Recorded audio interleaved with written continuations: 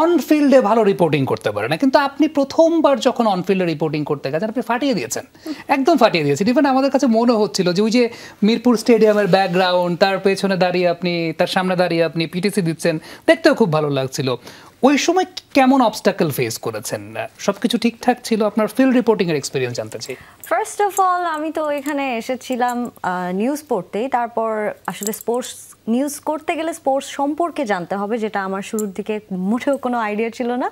But আস্তে আস্তে শিখেছি, আমার নিজের আগ্রহ ছিল এবং আমার সাথে যারা আমার কালিগরা ছিলেন, তারেক ভাই ছিলেন, অমিত ভাই ছিলেন, মানজুর ভাই ছিলেন, সালউদ্দিন ভাইকে পেয়েছি আমি, আরও যারা ছিলেন, হাসিনুর ভাইকে আমার নামটা বলেন, একটাবার আমার নামটা বলেন, শো কিন্তু আমার সঙ্গে করতে। তুমি তো আমার হোস্ট ছিলে, তুমি শুরুর দিকে আমাকে অনেক পচিয়েছো, সেই কথা আমি পরে বলবো।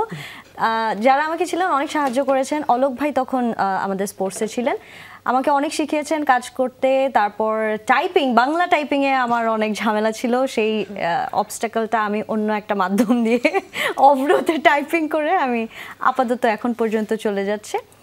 শুভ ভাই আমাকে অনেক হেল্প করেছেন বাংলা টাইপিংয়ের ক্ষেত্রে, বা নিউজ আসলে কিভাবে খুঁজতে হয় বা কিভাবে করতে হয়, সবার কাছ থেকে অনেক হেল্প পাওয়ার পরে অবশেষে আমি ঠিক আছে স্পোর্টস সম্পর্কে আমার মোটামুটি একটা ধারণা হয়ে গেছে।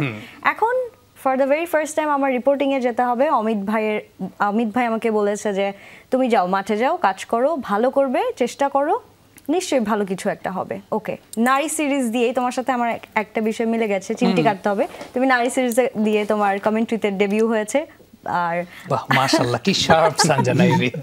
আর আমারও নারী সিরিজ দিয়ে রিপোর্টিংয়ে ডেবিউ হলো।